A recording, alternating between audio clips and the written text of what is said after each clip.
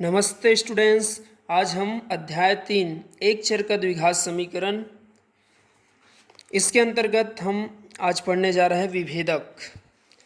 उदाहरण नंबर 8, वर्ग समीकरण 2x का वर्ग धन 5x धन 5 बराबर 0 का विभेदक ज्ञात कीजिए। तो सबसे पहले देखते हैं, हमको विभेदक ज्ञात करना है।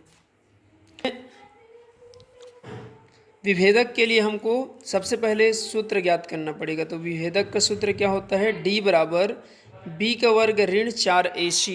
इससे पता चलता है कि हमें b का मान चाहिए, फिर a का और c का भी। तो हम आइए इसका हल करते हैं। इसमें सबसे पहले हमको वर्ग समीकरण दिया है, उसको लिख लेते हैं। वर्ग समीकरण 2x का वर्ग धन 5x धन 5 बराबर 0, इसकी तुलना मानक वर्ग समीकरण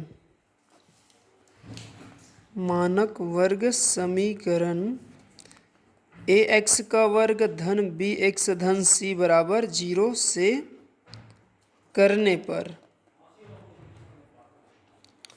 हम इसका तुलना इसलिए कर रहे हैं क्योंकि हमको b, a और c इन तीनों का मान पहले ज्ञात करना पड़ेगा। तो तुलना करते देखिए, इसके पहले पद में क्या है? ax का वर्ग। अब इसका तुलना करेंगे तो आप ऐसे भी कर सकते हो, ax का वर्ग बराबर 2x का वर्ग, दोनों में तो x का वर्ग है, अर्थात a बराबर 2 निकलेगा। ऐसा भी आप समझने के लिए कर सकते हैं। फिर इसी प्रकार दूसरे पद में देखिए bx है और यहाँ 5x है, तो bx बराबर हम लिख सकते हैं 5x। इसमें x है, इसमें x है, b बराबर 5 और c तो कांस्टेंट अचर पद है, तो c बराबर हम 5 लिख सकते हैं। इस प्रकार हमें a बराबर 2, b बराबर 5 तथा c बराबर 5 प्राप्त हो गया। चूँकि हम जानते हैं विभेदक, इसी को विवित्त कर भी बोलते हैं। विभेदक d बराबर b का वर्ग ऋण 4ac होता है। विभेदक ज्ञात करने के लिए इस सूत्र में b का वर्ग ऋण 4ac में हमको मान रखना है। तो आइए रखते हैं मान। d बराबर b का मान कितना आया है? 5, तो b का वर्ग ऋण 4 गुणित a का मान 2 गुणित c का मान 5। d बराबर 5 का वर्ग कितना होता है? 25 ऋण, गुणा कर देते 4 दूनी 8 और 8 पंचे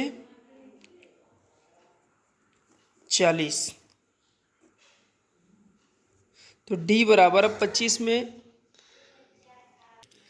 तो इसका आंसर ऋण 15 आ गया। यही इसका विभेदक निकला। तो बहुत ही सरल है। इसमें एक्चुअल में क्या है, b का मान और c का मान दोनों एक जैसा था, ये अलग अलग भी रहता है। तो इस प्रकार से हम विभेदक निकाल सकते हैं। बहुत ही सरल है और IMP भी है क्वेश्चन। तो बने रहे हमारे YouTube के साथ। अध्याय 3 का सारी की सारी प्रश्न हमारे YouTube चैनल पे उपलब्ध हो जाएगा, तो आप ज़रूर इसे देखें। ओम।